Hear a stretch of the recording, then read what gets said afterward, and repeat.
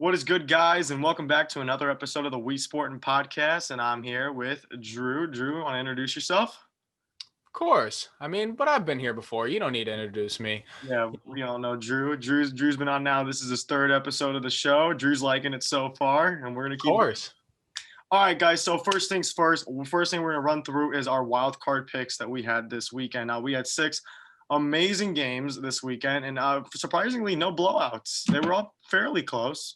The last two were sort of, ran away with at the end, but we'll get to that later. Yeah. But as far as picks go, we both did pretty well. I Yeah. went 5-1. The only one I missed on was the Pittsburgh game where Cleveland ended up beating Pittsburgh. That was one of the ones that Nico predicted correctly, but he went 4-2. And the ones that he got wrong were LA versus Seattle and Baltimore versus Tennessee. So overall, we both did pretty well. We're going to expand on that next week. Yeah, very true, very true. All right, so first game we're going to break down is the Seattle versus the Rams. Let's break it down. I think we saw a Seattle's defense that very much underestimated the Rams offense. Well, first of all, how'd the game end, Nico? LA beat Seattle by a score of 30-20. Mm-hmm. And like you said, the real tale of the story was Seattle's defense. They were swarming. They were all over the place. They constantly got pressure on Russell Wilson. They didn't give him much time to throw. They made his life miserable. Russell Wilson, both quarterbacks had a completion percentage under 50, so there wasn't much offense to speak of, in general. Russell Wilson only completed 11 out of 27 passes for 174 yards, 2 touchdowns, and a pick 6, which ended up being a really big factor. Pick 6 in the second quarter by Darius Williams on a screen pass intended for DK Metcalf, which really swung the momentum in the Rams' favor. Mm-hmm. So, yeah, and I think one player that I think we need to touch on of it was Cam Akers. Oh yeah. Cam Akers was a huge part of what the Rams wanted to do because the original game plan was to start John Wolford, but that didn't exactly go as planned. Second drive gets hit by Jamal Adams. Has to leave in an ambulance. Nothing too serious, but it's unlikely that'll play in the divisional round against Green Bay. So since Jared Goff was playing 12 days after surgery and he had 3 pins in his thumb and he couldn't really throw the ball that well, they had to turn to their running game. And Cam Akers was a godsend for them. Cam Akers ran 28 times, 131 yards, and a touchdown. That was actually a Rams rookie record for most rushing yards in a postseason game. Cam Akers also made an impact in the pass game too. 2 targets, 2 catches, 45 yards, but a big chunk of that came on a long screenplay where Jared Goff dumped it off to him, and Cam Akers scampered up the sidelines for a huge 44-yard gain. So Cam Akers was very, very crucial in the Rams win today. Yeah, no doubt about that. And we saw a great Rams defense that just, immediately just shut down a Seattle offense that we've seen to be a very big powerhouse. So that was a good job by the Rams. Hopefully the Green Bay game, we have a good game because. Absolutely. The thing that was weird about me though, that I saw is I don't know what was wrong with Seattle's offense because early in the season, they were a 30-point per game offense. It's what in the world happened? Russell Wilson has looked horrible these past 4 games, Mm-hmm. So it's I don't, whether it was the offensive line not giving Russell Wilson any time to throw or, drops by DK Metcalf. Mm-hmm. DK Metcalf really got frustrated during that game. I don't know if you saw on the sidelines, DK Metcalf slammed his helmet numerous times, frustrated early. And Russell Wilson looked his way a lot. DK Metcalf, 5 catches on 11 targets, 96 yards and 2 touchdowns. So DK Metcalf made his impact felt. But the Seattle offense as a whole just really fell flat. Yeah. But then again, against this Los Angeles defense, what are you going to do when, you got guys like Aaron Donald, Leonard Floyd, Michael Brockers, just off the end, just ferocious all game. And speaking on Aaron Donald, he did leave the game with a rib injury as well. That's going to play a big He was in and out in the second half. There were times where he was in, but he was out. His status is questionable for the Green Bay game. Yeah. But, overall, a very good showing for the LA Rams defense. And with that, let's move on to our next game. All right. So right now, guys, with the next game I'm going to be bringing out to you guys is the Colts versus the Bills. Let's say first thing, Josh Allen had a field day on that Colts defense. But how'd the game end, Nico? The people need to know how the game ended. Yeah, that's true. What So was the score? the final score of the game was 27-24. There we go. With the Bills taking it. Yeah, I'm sorry guys. I the scores of the game are just very like in my mind right now, so I'm just trying to get it all set. But Josh Allen having a great game today, 324 yards, two touchdowns. Also was the leading rusher, as we saw Zach Moss going down and Devin Singletary having a really big struggle trying to get the run game going. Diggs had a great game, came out there, 6 receptions, 128 yards, and 1 touchdown, really showing that he is a playoff elite player for the Buffalo Bills. Allen, Drew, maybe you can agree with me, but Allen kind of had a slow start in the first quarter. He absolutely had a slow start. And you know what? I have to give credit to the Indianapolis Colts. They stuck around when they had no business even being there. Well, I'm not going to say that. Indianapolis is more talented than people give them credit for. Mm-hmm. And you have to give them credit for keeping it close. And really up until the end, where they had a last gasp, a desperation, Hail Mary attempt that didn't quite get there. We saw a lot of good things from the Colts. Jonathan Taylor is emerging as their lead back. I think they have a potential star on their hands with Michael Pittman, as that guy can be electric in space with and without the ball. Jack Doyle proved to be Mr. Reliable as always. Phillip Rivers looked his way, often and throughout the whole game. And the Indianapolis defense did a really good job of limiting what Josh Allen and the Bills. They didn't stop them, but they slowed them enough to keep it close. And I think for the performance that the Indianapolis Colts showed, they deserve their credit. They absolutely deserve their credit. 100%. I mean, we see a really good young guy like Jonathan Taylor, who at the beginning of the season was a third string running back in front of and behind Marlon Mack and Nyheim Hines. And I mean, now he's emerged to be that leading back for him. The Colts have a very bright future if they played their cards right. Absolutely. So I think the Bills have a tough task ahead of them. They go on to host Baltimore in the divisional round. And it's going to be an interesting game to watch. Yeah, well, since you brought up Baltimore, hey, might as well we hop into that game. Baltimore versus Tennessee, 20-13. Let's just say, for my sake, I was shocked on how this game turned out. Drew is probably like, nope, that was exactly what's going to happen. I was imagining Derrick Henry running over for 100 yards, but instead Derrick Henry gave us 18 carries, 40 yards, and 0 touchdowns as Lamar ran on the ground, 16 carries, 136 yards, and 1 touchdown. Let's just say this. In our episode of when we talked about the AFC, Drew said they're going to stack the block, and they are just going to keep all 7 guys there going in. And let me tell you, Drew, you were right. And I hate to say it. It's the formula. It's the formula to stop Derrick Henry. Mm-hmm. I mean, the Browns did it. The Packers did it, early, like later on in the season. Like, they found a formula to slow Derrick Henry. And with this Baltimore defense that could be absolutely suffocating at times, they stopped Derrick Henry. Mm-hmm. And, Tennessee had the lead going into, they had the lead early on. But Baltimore's defense, they keyed in and shut down Derrick Henry. Now we can say, because I don't remember if you said this or somebody else that I talked to said this, that nobody has been able to stop Derrick Henry. Well, that myth has been busted. That myth has most definitely been busted because the Baltimore Ravens stopped that train cold in its tracks. Yeah. And Baltimore, because of it, is moving on to the divisional round to play Buffalo. But I think another thing that we should mention is the impact of Lamar Jackson. All right. Yes. Lamar Jackson had this myth going on around about him that he couldn't win a playoff game. I hate that. I hate that narrative.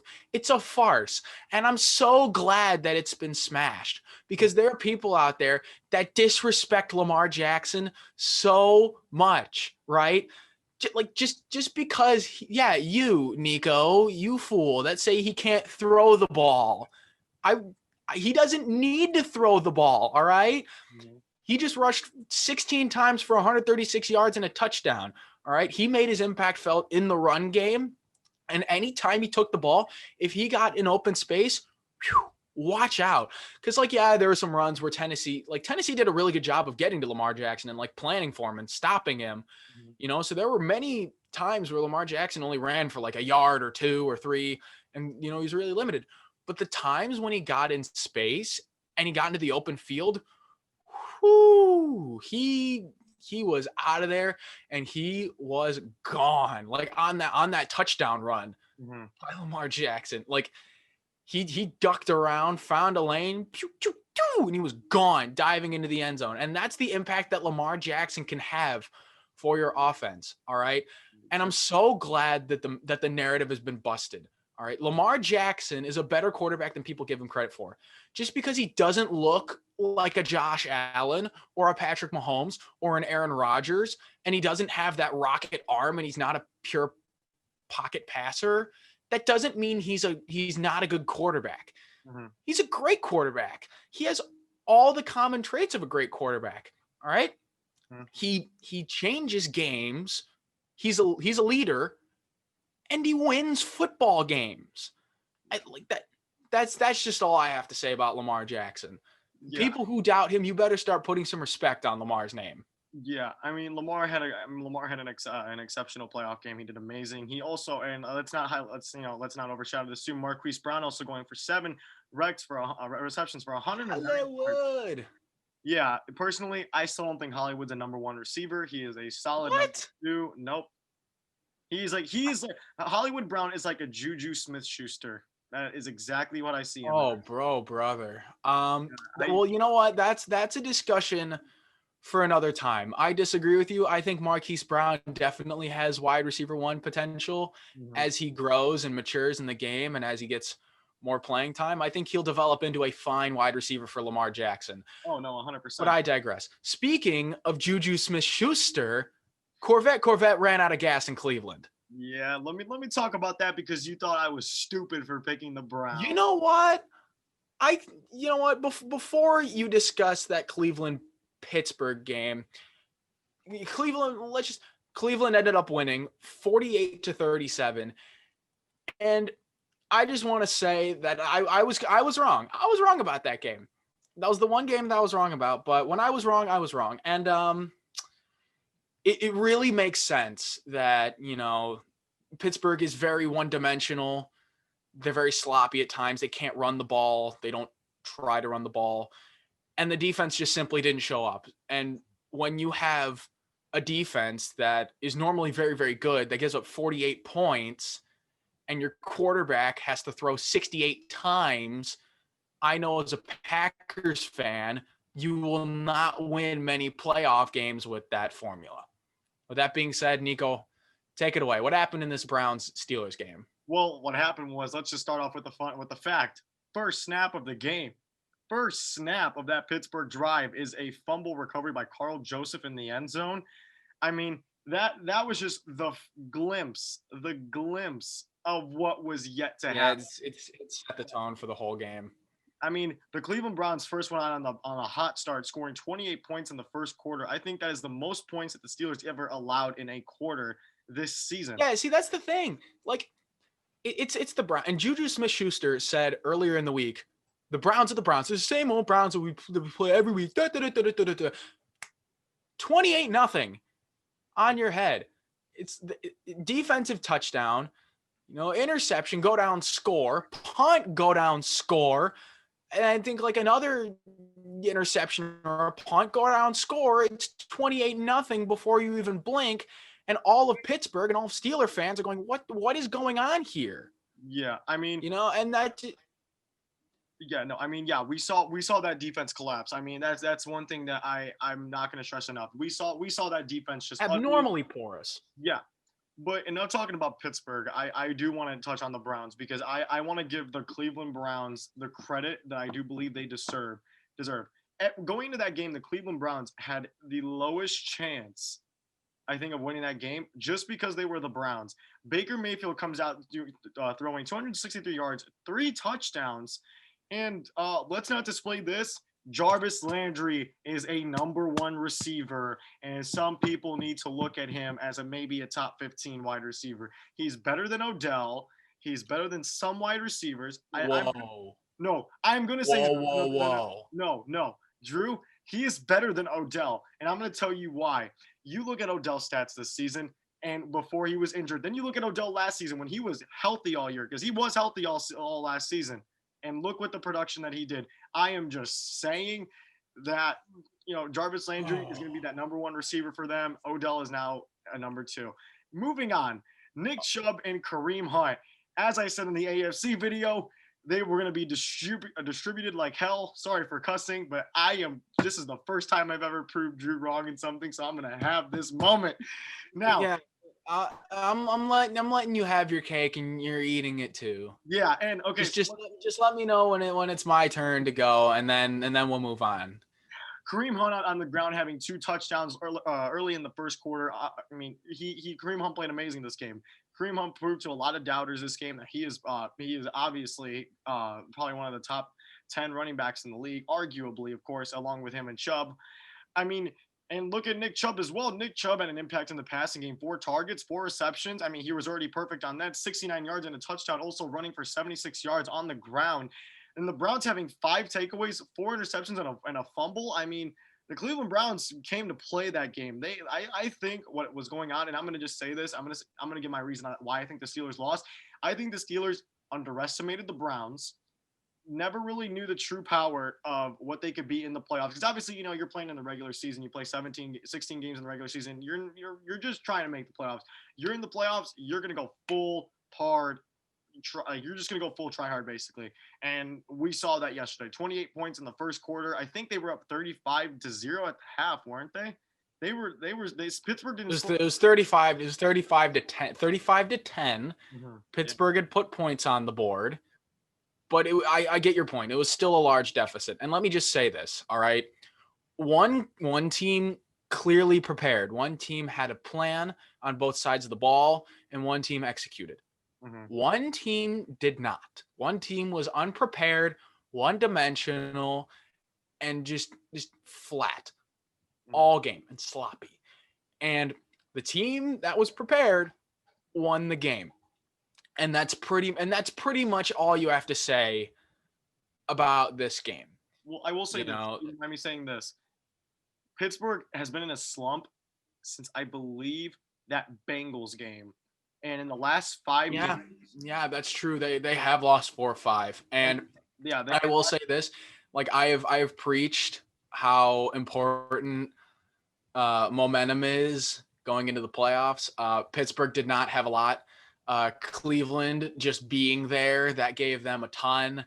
And I didn't see it. I didn't think about it, and I predicted the game wrong. So Nico, kudos to you. You got it right.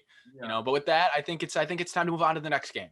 Yeah, so the next game I'm going to bring up, guys, is going to be, which our local fans here would probably ended up watching, is the Bears versus the Saints. That game, and I'm not going to lie, Drew can agree to disagree. That game was ugly for the first 2 quarters of that game. It was ugly all around. It was ugly all around. With the Saints winning 21-9 over the Chicago Bears. Mm-hmm. Nico, the score. Oh, I need to the score, guys. I'm sorry. That's most important part of the game, how the game ended, the score. It's okay. Yeah. So let me just say this. We saw in that game that Mr. Slant Michael Thomas didn't run no slants that game. He ran 1 slant, I do believe, in that one game, but he got a lot of toss-ups. He ran a couple slants. But I hate that you call him Mr. Slant, because he's a complete wide receiver. He's more than just slant. He's just known for that slant pattern because he and Drew Brees make it work so well. But I digress. Mm-hmm. Yeah. Anyway. Also, one little superstar player that I think I saw in that game was Deontay Harris. Drew Brees was connecting with Deontay Harris.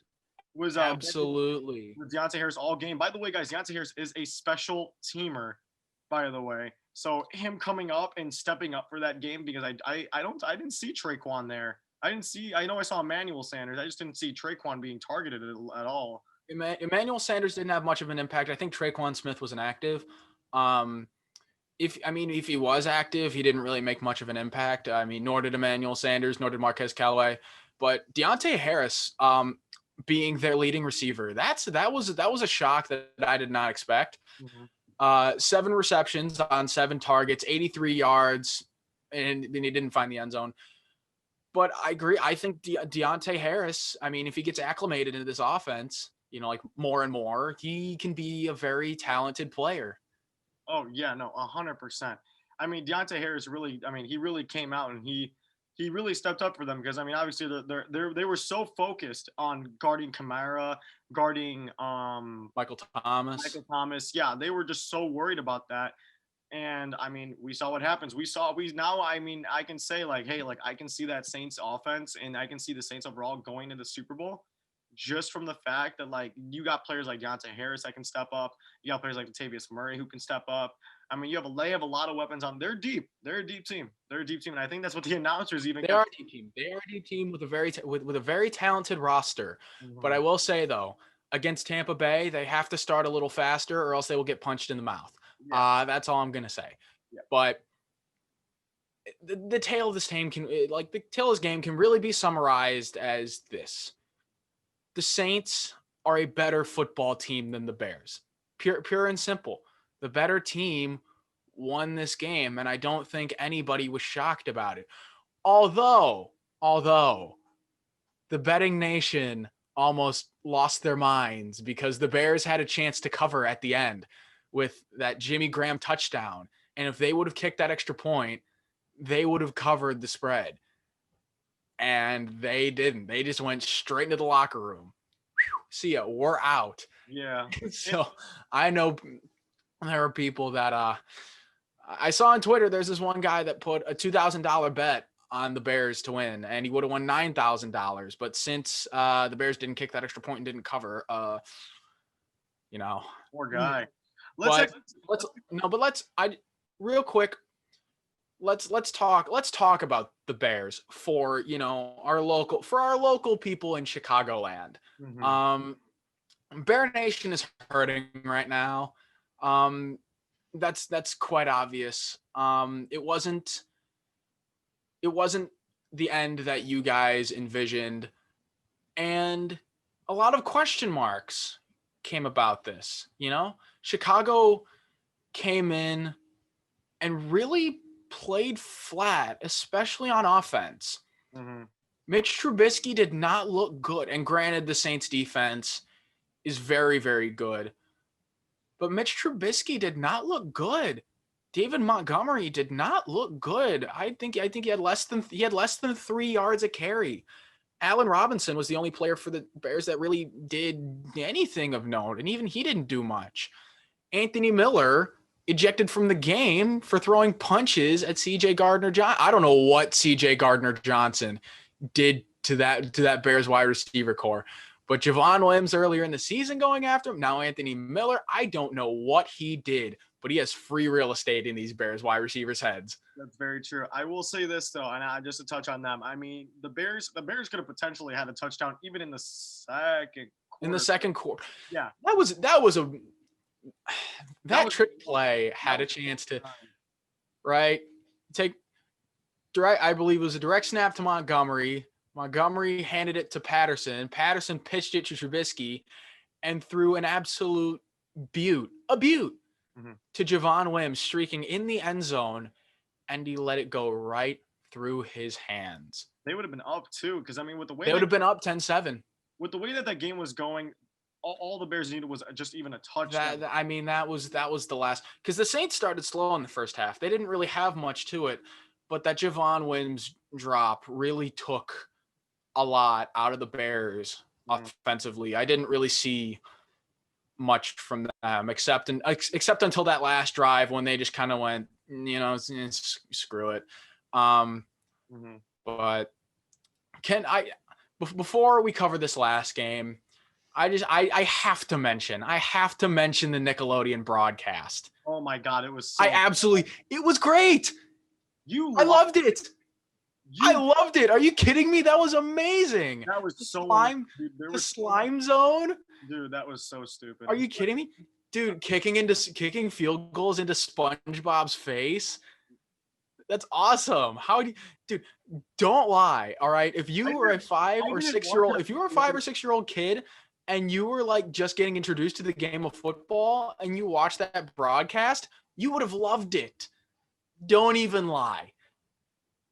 I mean, I didn't watch on Nickelodeon. I watched it on Nickelodeon for 5 minutes. I got so annoyed because all I heard was just.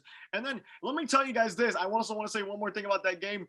Mitchell Trubisky officially has something that Deshaun Watson and Patrick Mahomes don't have, and that's the Nickelodeon valuable player.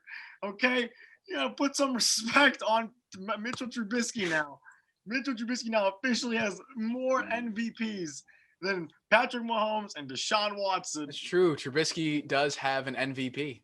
Trubisky top 5 all time. Oh my God. Extend him for 6 years, please. Dude, give him more than Mahomes. Give him more than Mahomes. I'm sorry. Everybody in Packer Nation will love you until if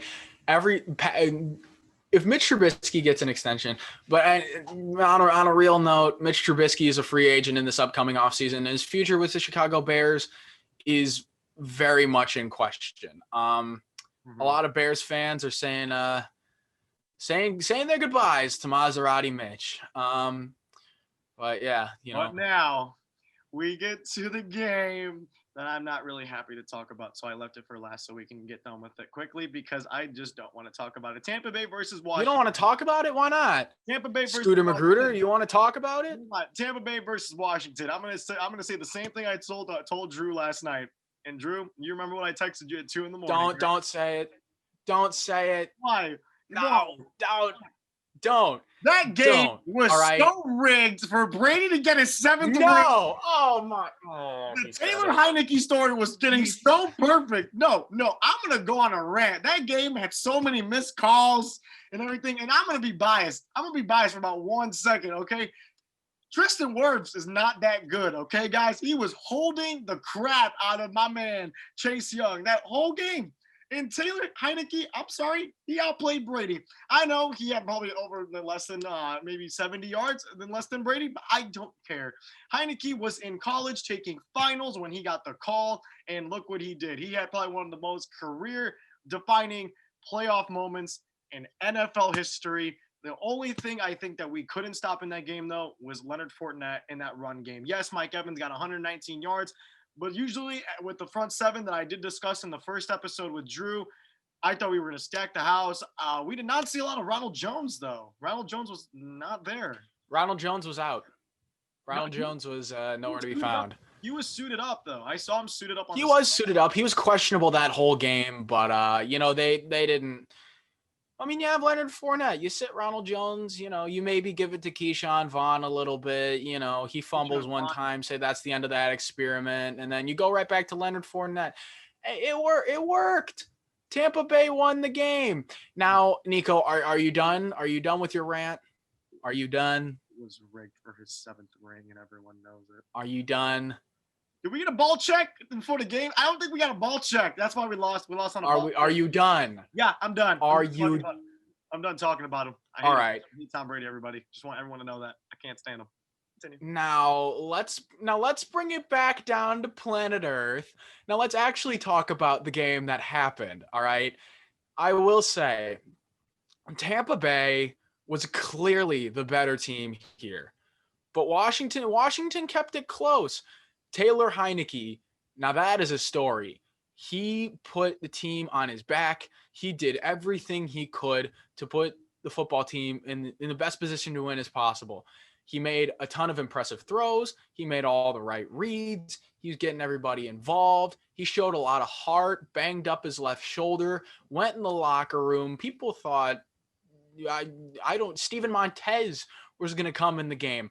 Goes in the locker room, gets that thing taped up, comes right back out there and gives Tom Brady and the Bucs a scare. I have to tip my cap to Taylor Heineke. Now the Washington football team has a real decision to make if Alex Smith comes back about the future of their team. But I digress. Now about Tampa Bay. Tampa Bay, and I know this isn't what you want to hear, Nico. Tampa Bay did not play their best game. They did not play their best. They did not. They were very, very sloppy at times. All right, they were over that they had was Mike Evans was not much of a factor in the first half until he exploded in the second half.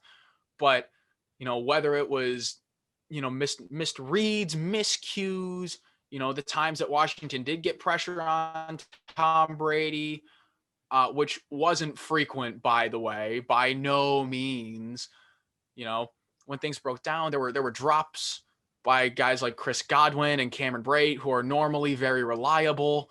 Tampa Bay, for a large portion of the game, looked really sloppy. And there is some things that they're going to have to correct going into New Orleans next week, because Tampa Bay lost to New Orleans twice in the regular season. And I know they're not going to want to make it a third straight loss, but if they don't clean it up, that New Orleans team is good enough to where they can smack them in the mouth.